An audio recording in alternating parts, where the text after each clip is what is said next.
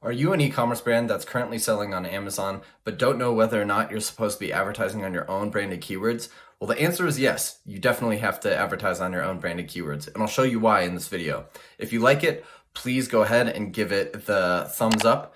And if you have a comment, if you'd like me to take, some of my time to answer any of your questions about branded keywords or branded advertising in general, please go ahead and drop a comment. I respond to everything that gets posted in the comment section. This video is for established sellers, so people who have already started selling on Amazon. If you're not that and you just want to know about branded keywords, this is helpful as well. And with that, let's get started.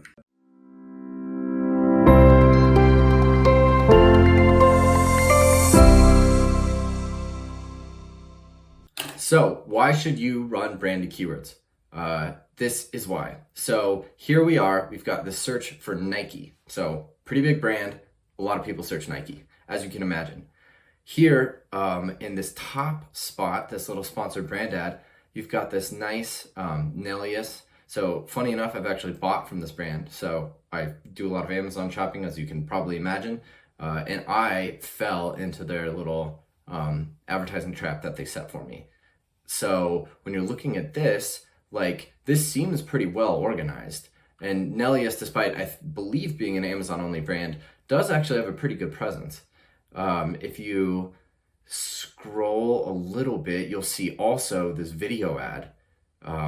It's not that good, but this product is very similar to a Nike shoe, and it's cheaper. So, there are a lot of sort of bargain type shoppers. They're going to eat this up. You are going to lose a lot of sales if you're not prepared to actually run, advertising on those spots. Keep scrolling a little bit more, and you've got this sponsored post for the almost 18,000 review count shoe.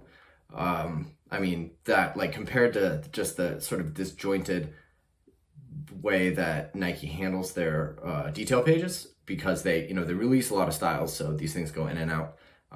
It's just the way they are. They're not optimized for shopping on Amazon. They're not really that brand. I think they could do things differently. But in these sponsored spots, we've got Reebok, we've got this Yoga, which is very much like a Chinese Amazon brand, and also this Peak shoe. But these are all very sort of similar looking to Nike. If you're sufficiently large or you have some sort of differentiated product, it's not totally unheard of for your competitors to launch sort of knockoff variations of what you're selling and then just sell those on top of what you're doing. It's, unfortunate, but it's just the way that these things go. If there's money to be made, there are people who want to make it, and they will eat your cake. Believe that. They are ready to steal your sales. On the other hand, if we look here, we've got Reebok, and I don't know if they have a partnership with Amazon or sort of what their deal is, but they've got this very nice, sort of carousel slider. They've also got this collections page. And you can make something similar. When we look at the Nelius Pro at the top, they have it all segmented out, which is nice. So you've got, Reebok's really nice placements. Everything is Reebok. It's a uniform style. If you look at Nike, it was kind of disjointed. That's more of a seller issue, but if you look at this, it's all nice. And then scroll down a little bit to the sponsored spots, and I believe they have all those. And their other search terms have more sponsored stuff, but they even have their treadmills. What an excellent upsell. You've got, all sorts of your shoes and everything, but you've got an expensive product that you want to get in front of the people who are looking just for generally your products. So what an excellent upsell to get your treadmills in front of people's eyes. You've got one competitor here, this sports memorabilia, which is clearly not, it's still a Reebok, but it's like a signed shoe. It's kind of like an off thing. But to the degree that you can actually get these spots, you really ought to get them. You would probably want to get sales if somebody searched your competitor's name and bought yours instead. There are other people who want to do that. If you're running an automatic campaign, you're going to bid on your own brand terms and you're going to bid on competitor terms. So if you were to not be intentionally, for Nike, if you're not intentionally running ads on these sponsored brand spots, there are going to be other people who, without any intentional effort of their own, Amazon is going to say, hey, you're relevant for that, and they're going to show it. Like you could be a brand new brand, or like even 3 months old, and have sort of picked up some steam, and an automatic campaign, Amazon will know what kind of product you sell, and they'll automatically bring your competitors in front of your customers' eyes just by way of an automatic campaign. So it can happen. Don't let it happen to you. Seriously, run these brand campaigns. Here, I also looked up just like a different supplement company. They've got a nice sponsored brand here, but like, look, you've got this, 5,800 review count product. It's cheaper than your main ones, and then you've also got this one with 24,000 reviews. This video ad, $24 for like it's 1 kilo. That's significantly, I believe. Yeah, yep. Way more than what you're doing over here with like this company BSN with their their products. So you've got two very tempting counter offers that are there in the front, and ultimately Amazon is a comparison shopping engine. Like, they might search for your brand, but if they're seeing other products that have really good reviews and a low price, it's not totally unheard of for them to switch their mind at the very last second. So hopefully you're thoroughly convinced at this point that, like, yes, I should be running sponsored brand ads. Very easy way to do that. So here I am, Ship Quick, good old Ship Quick. We've got, our normal campaign lineup. But what you can do is just go ahead. So I have, just sort of really old style campaign build. But what you can do is just go in. I've already named this, so you don't have to watch me do it. I do product name. If you have multiple brands in one seller account, you do brand name, then product name, then ad type. So SP for sponsored product, SB for sponsored brand, SBV for sponsored brand video, and I do SDA for sort of audience targeted sponsor display. And then I also do SDPT for the product targeting spots, and I can show you those as well. So, like, I actually am glad that I brought that up because I totally forgot to mention this. But yeah, so you've got here, right next to your buy box, right next to it, you've got this other supplement company. Furthermore, here you have another display ad, and you've got even close, like, it's right next to some of these other sellers. You've got this other company, really cheap creatine, and they've even got a coupon. They've got like this nice sort of like coupon outline here that is really, it's really tempting to think like I might want to try that out if I'm looking at $23, $13 save 5%. If you're running a lightning deal too, this will say lightning deal. So if somebody was running a lightning deal, they had a really good price, like, it is not totally unheard of for these other companies to come steal your sales. So run branded ads. Every ad type, run branded ads, because you will get your sales stolen. And especially if you've got like something like creatine is a replenishable product. So if somebody steals it and they, don't mind the product, Amazon will be like, hey, do you want to buy that again? Amazon will encourage them to keep buying. So run the branded ads, do it.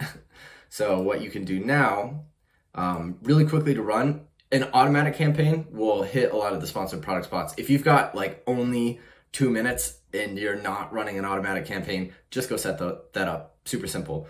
But what you can do is, so SB brand, naming campaign, naming convention, put it in a portfolio, depending on how you have it broken out, manual, dynamic bids down, ad group name brand, and then you might do something like Poly Mailer 100 brand.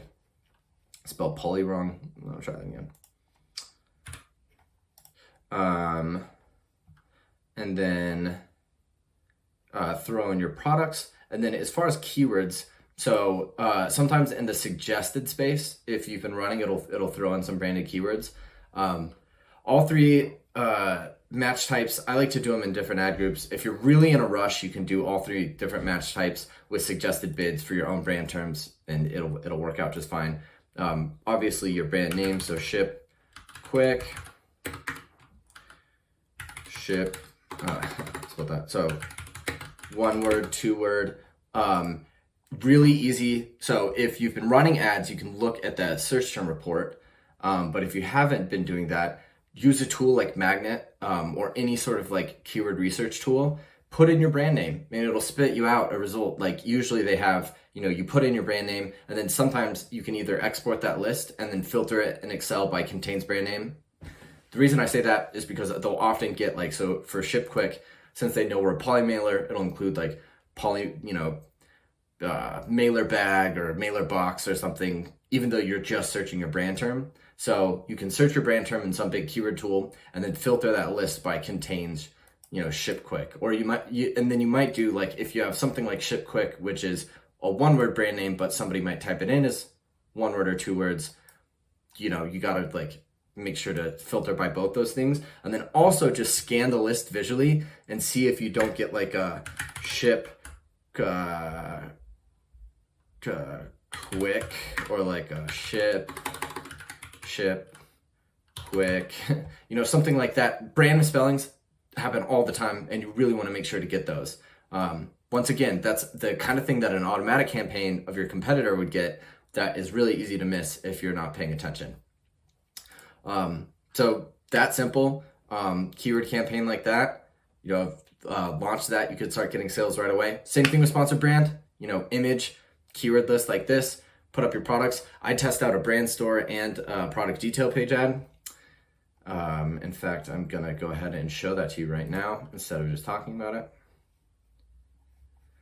So in sponsored brands, you're gonna wanna do all of these. So I would test, so the product collection and the store spotlight are both competing for this spot.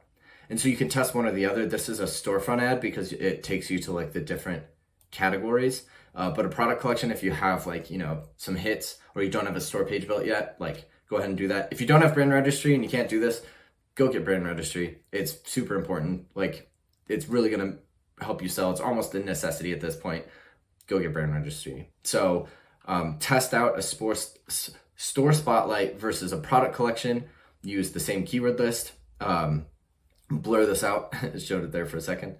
And then also, video ads are not going to compete for the same inventory, but same thing. So exactly what I did, just choose the product and then throw in the keywords. Video assets, I have another video, you can see that over here, where I talk about how to create sponsor brand video ads. Not that hard. There are ways to quickly get video content and you can launch these kinds of ads. They're really eye-catching. I mean, it almost always makes me stop when I'm shopping to look at a video ad. They're very eye-catching. Like they do generate sales. We're now generating more sales through the video ads than we are through these banner ads, and the banner ads show up first. Just a little, that's how important these sponsor brand video ads are. And then lastly, you want to make sure, so sponsor display, I don't know how many people have access to this, but product targeting, you're gonna punch in your product and then blur this out.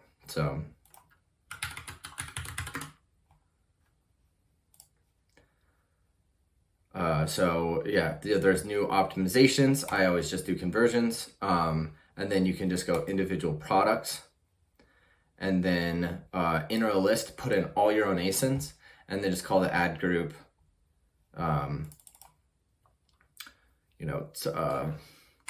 poly mailer SDPT brand. And then just max those bids. This is at like 1. I'd even go as far as to do like 5, just make sure nobody gets that. And then when you land on this page, you'll see your ads, not your opponents. So, that simple. It shouldn't take you that long. Do that for the sponsored display. And then I also forgot about one more thing. So I'm glad that I'm just being really vocal about this, but then also the same way that I did, I'm really clicking around here.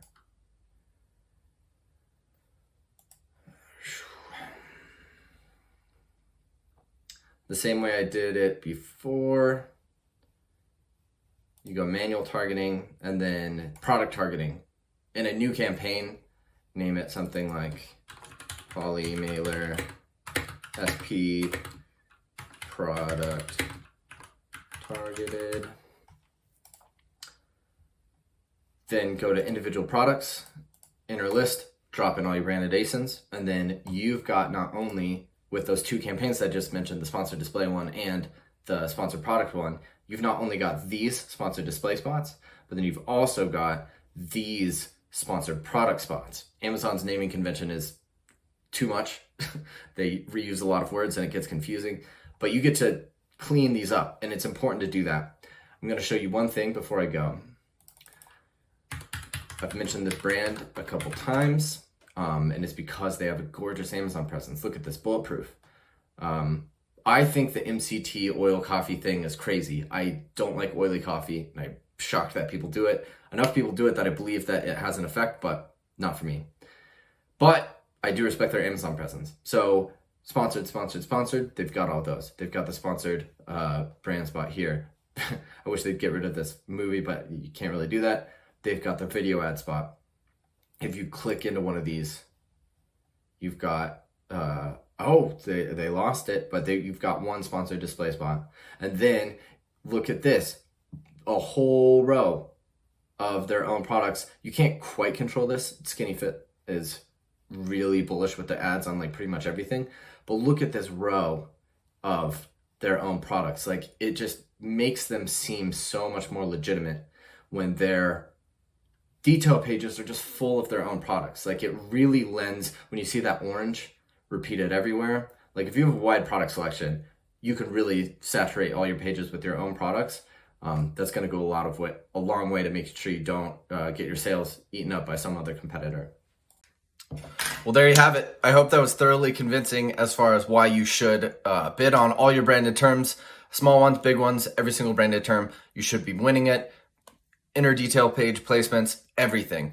Bid on your brand terms. I'm going to say it one more time, and I'm going to say it enthusiastically. Please, please, please bid on your brand terms. If you have any questions about this video, if you need me to clarify anything, please drop a note in the comment. If you like this video and you'd like to see more, go ahead and subscribe, hit that notification bell so that you know when we're going to post new content. If this video went over your head just a little bit, go ahead and click our intro to PPC video. I'll break down the simplest way to get started. For the new sellers who, this might not make complete sense, that'll get you on your path to understanding Amazon PPC and starting to master this stuff so that you can kill it and start to boost your PPC and total Amazon sales. If you have any other approaches to branded keywords, please drop that in the comment section. I'll respond to it, and I might even include it on my next video and give you a little shout out if it is a good strategy that we end up adopting. And with that, happy optimizing, guys.